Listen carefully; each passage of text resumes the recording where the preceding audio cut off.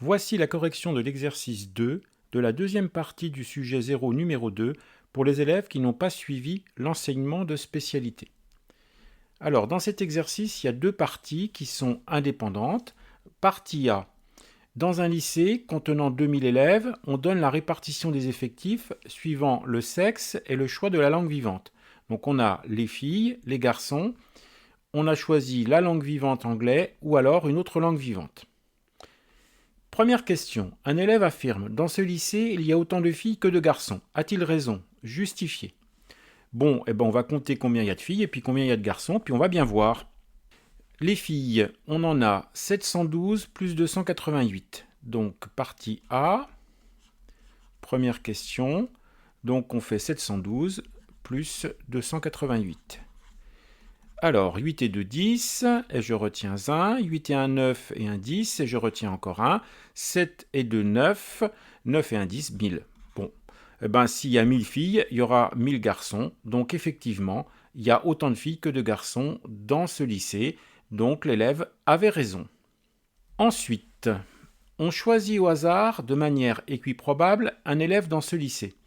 On considère les événements suivants. Donc, l'événement grand F, ça sera l'élève est une fille. L'événement grand A, ça sera l'élève a choisi l'anglais pour langue vivante. Numéro 1.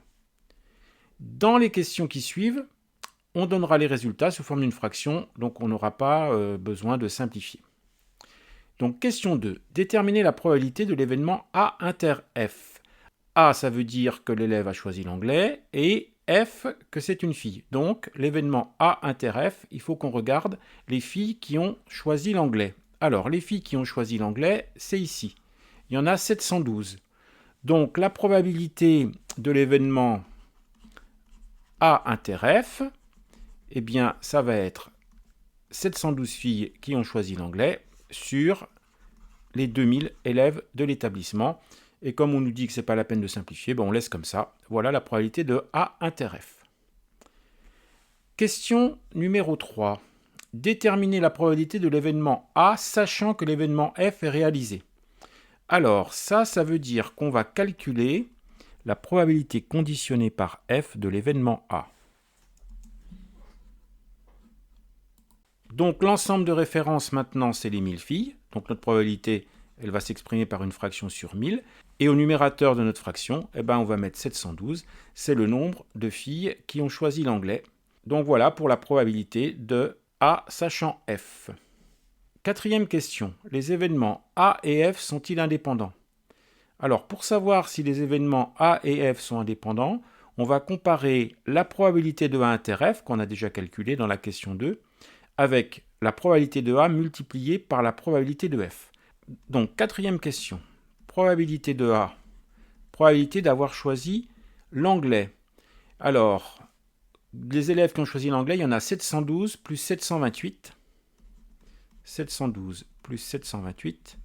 Le tout, donc, divisé par les 2000 élèves de l'établissement.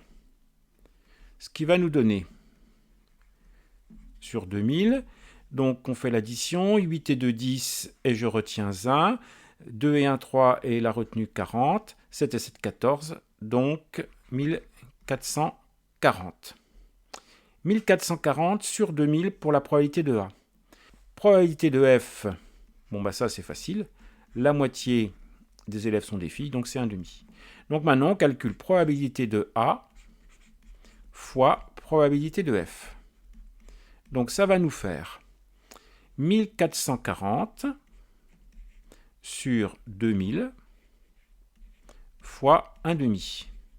Bon, on va pouvoir simplifier par 2, parce que de toute façon, il faut qu'on compare là avec une fraction qui est ici, qui est en 2 millièmes. Donc on simplifie par 2 et on laisse en 2 millièmes. Voilà, donc c'est comme ça qu'on va faire. Alors si on simplifie par 2, ça veut dire qu'on divise 1440 par 2. Bon, ça c'est facile à faire, 1440 divisé par 2, ça fait 720. Donc si on compare, la probabilité de A fois la probabilité de F, c'est pas pareil que la probabilité de A inter F. Donc ça veut dire que les événements A et F ne sont pas indépendants. Pour terminer cette partie A, question 5. On sait que l'élève choisi est un garçon. Donc là, ça veut dire qu'on va travailler par rapport à l'ensemble des garçons. Et on considère l'affirmation suivante, la probabilité qu'il ait choisi l'anglais pour langue vivante est plus de 3 fois plus grande que la probabilité qu'il n'ait pas choisi l'anglais pour langue vivante 1. Alors, est-ce que c'est vrai ou est-ce que c'est faux? Donc, pour faire ça, eh bien, on va calculer les probabilités conditionnées par f bar, c'est-à-dire que c'est un garçon. Alors, on va commencer par calculer la probabilité qu'il ait choisi l'anglais, sachant que c'est un garçon. Donc, on rappelle qu'il y a 1000 garçons, donc on va être avec des probabilités sur 1000. Et la probabilité qu'il ait choisi l'anglais, sachant que c'est un garçon, eh bien, c'est 728. Ensuite, on va calculer, toujours pareil, probabilité sachant que c'est un garçon, donc probabilité sachant f bar, qu'il n'ait pas choisi l'anglais, bon, 2 à bar, bon, voilà, c'est facile, hein. Donc, ça fait 272 sur 1000. Donc, maintenant qu'on a ces deux probabilités, pour répondre à la question, on va faire 3 fois la probabilité de A bar, sachant qu'on a un garçon. Ça va nous faire 3 fois 272 sur 1000. Donc on est sur 1000. On effectue 3 fois 2, 6. 3 fois 7, 21. Je pose 1, je retiens 2. 3 fois 2, 6. Et 2, 816. Alors, la question précisément, c'était quoi? Qu'on ne se trompe pas pour répondre. La probabilité qu'il ait choisi est plus de 3 fois plus grande que la probabilité qu'il n'ait pas choisi l'anglais. Eh bien non, elle n'est pas plus de 3 fois plus grande, puisque le résultat qu'on obtient ici, 816 sur 1000, eh bien, est supérieur à la probabilité de A, sachant qu'on est un garçon, qui est de 728 sur 1000. Donc l'affirmation est fausse. On passe à la partie B. Dans cette partie B, on dispose d'une pièce de monnaie truquée pour laquelle la probabilité d'obtenir pile lors d'un lancer est égale à un quart. Déterminer la probabilité d'obtenir face. Bon, alors ça, c'est facile, parce que l'événement obtenir face, c'est l'événement contraire de l'événement obtenir pile. Donc sa probabilité, ça va être 1 moins un quart, c'est-à-dire que ça va être égal à 3 quarts. Donc la probabilité d'obtenir face, c'est 3 quarts. Deuxième question.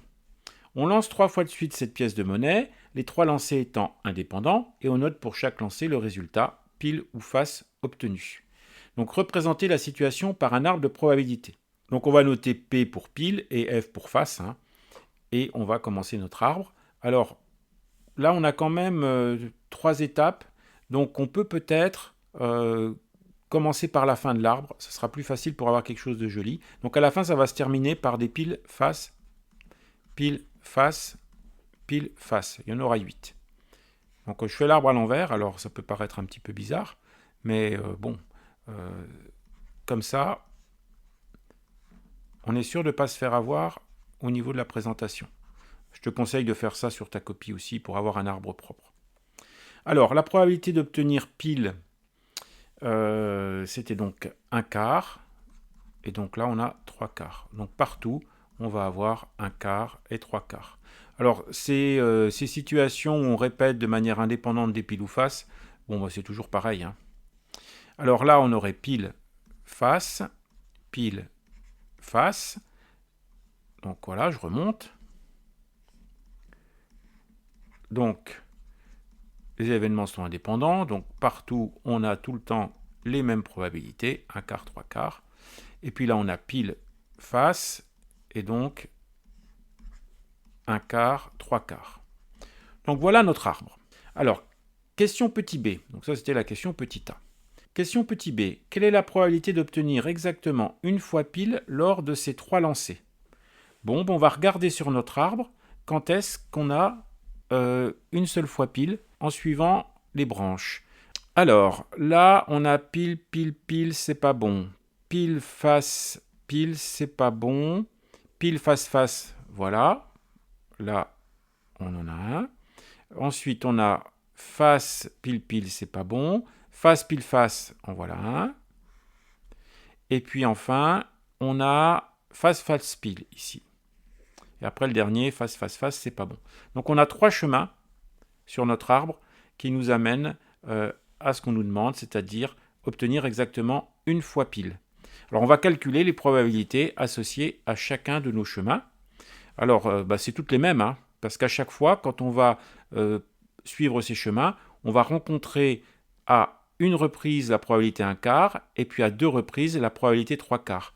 Et comme on a nos 3 chemins, eh bien, la probabilité d'obtenir exactement pile une fois, eh bien, ça sera 3 fois, donc 1/4 fois 3/4 fois 3/4.